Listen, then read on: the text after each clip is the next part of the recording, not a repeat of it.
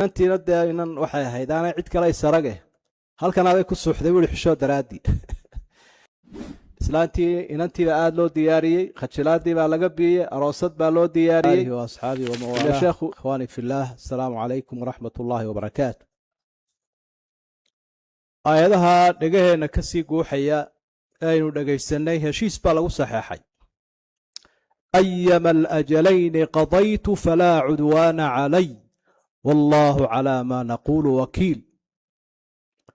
waa laba nebi oo inan kala guursadoo xidhiidhay nebi muuse iyo nebi shucayb inuu shucayb yahay bay culimo badani qabaan qaarkoodna waa addoon wanaagsan buu ahaa bay leeyihiin qur-aankuma calimin inuu shucayb yahay shucayb ka soo qaad heshiiskaa isaga ah iyo guurkaa dhex maray wuxuu inoo faa'iideynayaa altarkiibu fi zawaaj iyo sida loo dhiiri gelinayo guurkuna dhallinyaraa u badan tihiin oo malaa in aada looga hadlo oba xiisaynaysaanbe caqabad baa ka jirta runtii guurka iyo soomaalida casrigan ama caalamulislaamiba inahan ku arkay debadda iyo gudaha labadaba dhib baa ka jira guurka sidoo kale haddii furiinkuna wuu badan yahay guurkuna wuu yar yahay labadaasoo la isu geeya ummad la'aan bay sheegayaan haddii intii isqabtay kala yaacdo intii kala joogtay inay isguursan weydo maxaa ka soo baxaya waa taran la'aan sidaa daraaddeed waxaynu ka faa'idaysanaynaa qisadan guurka sida loo dhiiri gelinayo kow ka tahay diinta dadka in lagula dadaalo diinta marka dadka diintoodu qawitay wanaagsan tahay guurkana way ku dadaalayaan markay isguursadaana way ilaashanayaan qoyska saddexdan arrimood ciddii lala xidhiidayey waxaa lagu doortay diin waa nebi shucayb iyo ehelkaas halkaa jooga ciddii la guursanayeyna diin baa lagu doortay oo inantaa xishoonaysa qur-aankuba caddeeyey ciddii wax guursanaysayna diin baa lagu doortay ina khayra man istaajarta alqawiyu lamiin waa nin awoodna leh ammaanana leh oo nebi muuse ah maxaa loogu dooranayaa qofka diintae duunyada loogu dooran waaye qofka diintale wuxuu aaminsan yahay guurku inuu yahay cibaado ilaahay loogu dhowaanayo oo waxyaabaha la fareen dee qur-aan iyo xadiidba ay fareen sidaa daraaddeed qofkan la jooga wuxuu arkayaa qof ammaana inuu yahay ammaano dad oo lagu aaminay haddii dhib kaga yimaado iyo hadduu raaxo ka waayo iyo haddii rafaad kala kulmaba sabirka uu ilaahay ugu sabrayaabuu rabbi ugu dhowaanayaa qofka kale ee adduunyo lagu raacaa waa danayste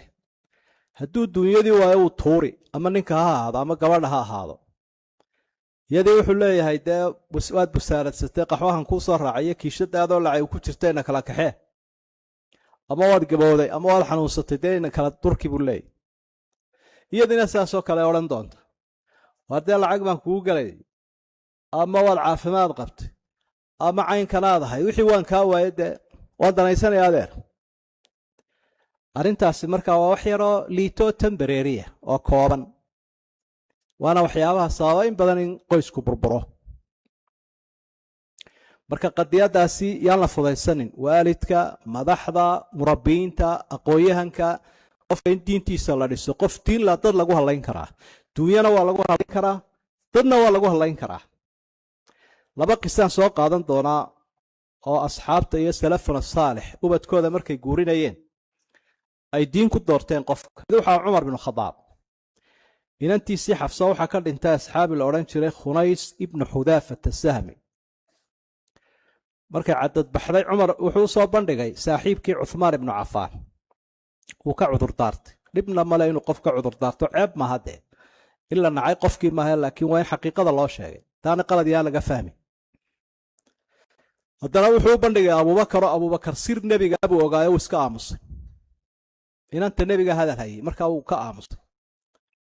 ma ogolina muu odhanin nebigaa sidan mu odhanina wuu aamusay mararka qaarkood ba aamuska wax lagu xaliyaa nebigaa soo doona sidii ku guursaday marka taas waa mid diin buu ku dooranayay iyo dadka saaxiibadii wanaagsan midda labaad waxay ahayd qiso caanahoo siyaaru aclaami nubala kitaabka la ydhaa dahabi uu ku soo naqilayo oo saciid ibnu musayib taabicigii la odhan jiray caalimka ahaa weynaa ayaa inantiisii wanaagsaneed sheekhada ahayd tafsiirka taqaanay xadiidka taqaanay waxaa ka soo doonay cabdulmalik ibnu marwaan madaxweynihii weynaa dowladdii reer bani umayaba ay ka farcanay wuxuu u doonayaa inanka la yidhaahdo waliid ibnu cabdilmalik oo madaxweyne ku-xigeenka ah saciid wuu ka cudur daatay wuxuu idhi inanka ah inantaasi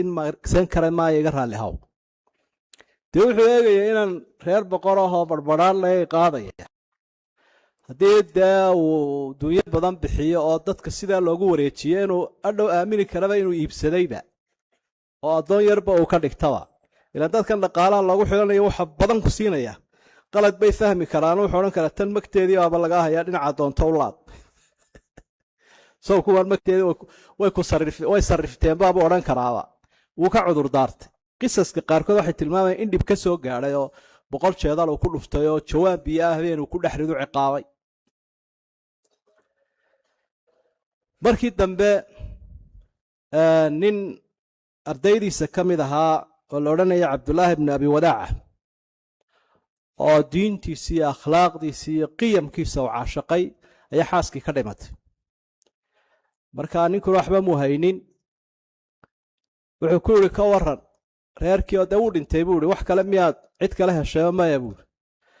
dee waxa ma haya ma cid baa waxii dhiibaysa buuri cidina dee ii guurin mayso 2 dirham unbaan 2 gini unbaan haystaa waxoolaa ama 3 dee anaaba kuu guurin buuri ma run baa buuhi inaad ii guurinayso waa sheekhiisu jeceliy haa buuhi waa iga dhab iminka gacanta keenoo inantiiba u muheriyey inantu ninkaad aragtay madaxweyne ku-xigeenka ahaa u diiday ninkaa yidhi 2 gini baan haystaa ama 3 ayuu u guuriyey 2 ginina wuu iska sheegay inuu maba hayaba wuu ku yar afgabaadsanayay dhalinyaro marmarka qaarkood ayaa la yar dhiiradaay dabeedna gurigii baan iska tegay buuhi oo anigoo soomanoo in yaroo saliida iyo xoogaa furina cunaya ayaa albaabkii lasoo garaacay waa kuma waa saciidyadii oo dhan baan maskaxda faylkeeda ka raadiyey buuhi ilaa saciidkan ka imi mooyaane saciidkii baaba iga daba yimid oo sheekhanaaba ku iman lahaaye maya dhib male inantii baaba daba taaganba loo soo meheriyey markaa wuxuu yidhi de waxaan isi ninkan waa cidlo wii u hoyo niman haddii xaaskiisii halkan joogta waxay u joogtaa ma jire u gee horuu ugu riixay inantii oo albaabkiiba ku soo handalaabay inantiina dee inan waxay ahayd aanay cid kale isarage halkanaabay ku suuxday wuli xishoo daraaddii madaxuu isu kaayo geliyey wuu igu miineeyey maqli jirta aqalkan dusha uga baxoo jaarkii baan la hadla war ii soo yaaca baan ku idhi ila waa lama filaane waa mufaaja'a farxad la wey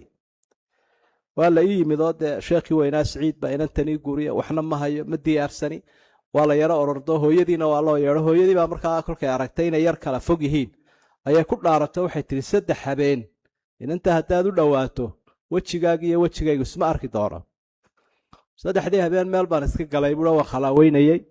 islaantii inantiiba aad loo diyaariyey khajilaadii baa laga biyey aroosad baa loo diyaariyey ilaa sheekhu iyadoo sahiidadunbu soo maqiiqaya kadibna waan aroos galo bil markii aan sheekhii ka maqnaa baanu imi casharkii baan iska dhegaystay markii la kala dareeray baanu iswaraysanay war qofkii bani aadamka ayaan kuu keenay ka warran buuri wallaahi waxaad ii keentay buuhi qof saaxiibna ku farxa cadowna ka naxo qof aad u wanaagsan weeye macnaha sidii baa warkii ugu dhammaaday waa qiso taariikhi ahoo arwacu lamhila tusaalayaasha u wanaagsan ay culimmadu u soo qaataan muxuu ninkaa ugu diiday muxuuse ninkan ku doortay waxaa qisada la sii socda markii hadalka aan idhi cid buu naga soo daba diray 20,000 oo dirham ayuu idhi reerka ku dhis yaradkiiyo gabaatiga anaa labadaba bixinayee 20,000 labadiisii dirhamna waa la ilaaway ee uu sheegayey wuxuu isugu daray diintii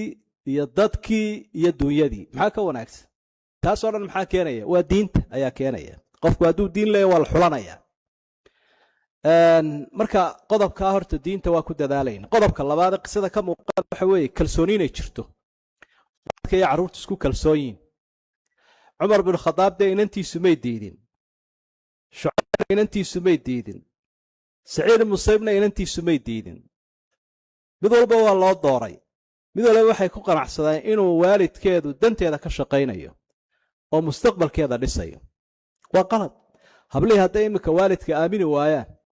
oo idhaahdaan caashaqu aniguunbuu ikhuseeyaa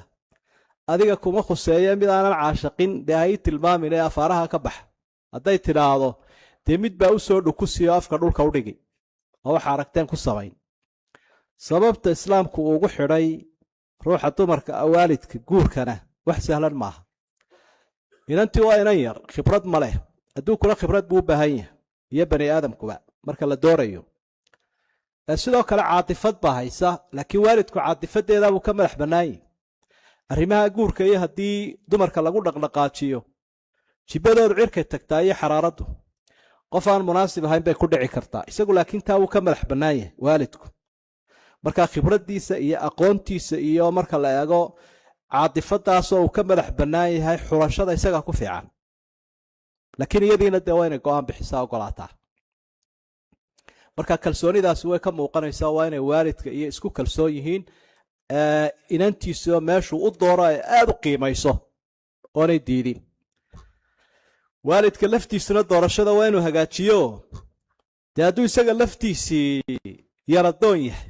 oo inantii jaruu ka tuuraya ama qayilaadoon yahay oo weegaya u leeyahy kanaan lacag leh hadduu doono wuxuu doonayaba ha ahaadee naa kanaan kuu doorayoo waynu ka dhargaynaaye ilaahay haddaad taqaan aqbal hadduu idha de waa musiibo kale isna marka kalsoonidaasina waa qodobka labaad aynu ka fahmayno guurkeenna waxyaabaha caqabadda ku ah iga raalli ahaada haddaan daqiiqada yaro kordhiyo waa meel xasaasiye waxaa ka mid a in aan idhaahda umuur waxa ku xeeran badan oo mashaakil ahoo ay doontahay ardaydiina jaamacadaha ka baxaysaa inaad daraasaysaan caqabadaha guurka iyo xalka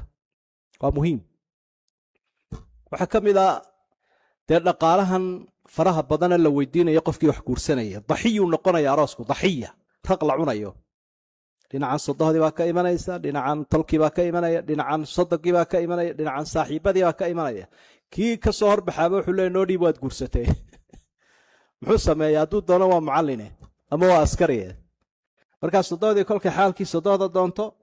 yaradkii laga doono gabaatigii laga doono inantii meherkii ay farabadiso filinjarkiina la saaro 300 ama $200 buu qaataa 20,000na waa looga fadhiyaa dee wuu iska tegayaa inantiina halkan iska taagnaanaysa marka caqabada waa in la joojiyo waa in lagu bedela wixii Soomaalidu berigi hore ay yaqaaneen kaalada waa maxay waa qofka udub cadda ah udub cadda waa reerka cusub waa la kaalin jiray oo xoolaha loo ururin jiray waa la xoolayn jiray tii baynu soo celinaynaa inantu waa inay yarayso meherka garaamaa la qabsanaya garaankiina halkuu sii maraya dee waxaynaan garanaynba $150 $160 buu sii maraya boqolkii garaam waa $16,000 ama 15 nabiguna wuxuu leeyahay calayhi salaatu wasalaam khayru sadaaqi aysaru waa xadiid xaakim warinaya oo sugan meher waxa u fiican kamiyirka qabe fudud xaasaskii nabiga Caaisha waxay leedahay xadiidka saxiixa ah waxa lagu meheriyay 12 waqiyadood iyo badh markaan suuqa caalamiga eegay waqiyadu $84 bay maraysaa marka 12 waqiyadood iyo badh ku dhuftay noqday $1,000 xaasaskii nabiga oo dhan kun baa lagu meheriyay hadaa adigu 16 iyo 10 iyo 20 doonayso inantiisii Faadima dirac bireed buu cali ku mehersaday nin buu aan ku guuriye fargal birad miyaad haysataa iltamis walaw khaataman min xadiid markuu waayna quraanka u dhig buur nabigana aynu arkayno dee xoga ari u raacayaaba loogu meheriyay marka mushkiladii meherkana waa in la koobaa malihin ma banaana laakiin haddii la doonayo in hore loo socdo waa in la yareeyaa intaas waa cidda wax laga doonayo dhalinyaradii baa timid hal shay baa looga baahan yahay inuu qofkani reerka masruufi karo meherkiiyo masruufka man istitaaca minkum ulbaa'a sawmu odhan nebigu baa'adu waa alquwa albadaniya waalmaaliya waa inuu waxna u galboon karo oo ruuxii dumarka ayada aanu caamaynin isla markaana dee helaya masruufkiiyo meherkii meherku deyn baabay ayuu noqon karaa sidaynu badannay laakiin reerkii waa in biilkii la hayaa haddii aanu biilkii haynin oo uu guursado dee waa ka nebigu le soon buu leeyahay hadduu guursado maxaa dhacaya dee intay samri kartaa inantu caawa la samri beri waa la iska soo agtoosi shaarkaa wax laga qaadan xididkaa wax laga soo qaadan marka dambe waxay leedahay warde amayna kala kaxe ama biilkii keen magaaladana sallad weyn baa la sitaayoon sahlanaynba oo tamiyiga ka daranba la istaba qaadaya marka biilku waa muhiim inuu reerkiisi aanu burburin wax la diidaya inuu reerku burburo marka biilkii waa in la hayaa dhalinyaro shaqo la'aan baa jirta ha odhanina idinkaan shaqaysanayn maalin dhow idin halkaa joogaa idhi shaqo lama hayo masaajidka halkaasaan soo galaya waanu yaro sheekaysanay oo alaab yar buibina waxaan kuhi shaqo way jirtaaye adaan shaqaysanayn xaggaad shaqada ku haysaa buuri bal iga gunud baan ku idhi waan kuu tirinaya iminka gaadhibaa agteena xashiish ka guraye ma ku guraysaa maya buuri halkan waxay naga soo hor jeeda doobiya dharka ma maydhaysaa maya ra'iisla inaga sii jeedo lacag badan laga helaa ma xiiraysaa maya kabahaagana halkan lagu tolayaa ma tolaysaa maya ari ma raacaysaa ama geedhkiibar ma noqonaysaa waashmaan maya dee hore daga tag baan ku idhi haddaba shaqalaan ma jirto intaasoo dhan dad inoo yimid oo qaxoontiya haya 15 shaqaan ka tiriyey oonay diyaarba u ahayn dadkeennu dhallinyaradiina iminka hor fadhida in badan oo ka midigay ka yimaadeen halkan wax ku bartay waddankii miyiga baadiyaha qolo walba marka la eego iskuulladii wax ka dhigaa lalaayahay maadiga malcaamadii qur-aanka wax ka dhigaa lalaayahay mucallinka halkan jooga mushaharka uu qaata labanlaabkiibuu ka miyigu qaataa iminka haddaan liis soo qortaan shaqooyin baanu idinku haynaa miyiga waxaa lagu siinayaa inan baa lagu guurinayaa sidaa nebi muuse oo kale calayhi salaam arigiina waa lagu siinayaa aqalkiina waa lagu dhisayaa mushaharna waa lagu qorayaa wanaagsan oo ka halkan ka wanaagsan weliba arig lagu raacin maayo madaxda meesha laga dhigaya imaambaad masaajidka ka noqonaysaa maxkamadaad ka xukumaysaa malcaamadaad dhigaysaa wacdigaad geysanaysaa laakiin kaalay cidda aqbashaaba way yartay mid waliba wuxuu doonayaa meel internet oo bariisiya baasta leh oo saaxiibo la qoslaya leh oo kadaa leh meeshii uu qofku ka yimi aabbihii iyo hooyadii joogeen baa lagu kari laaya warkaale wax ka dhig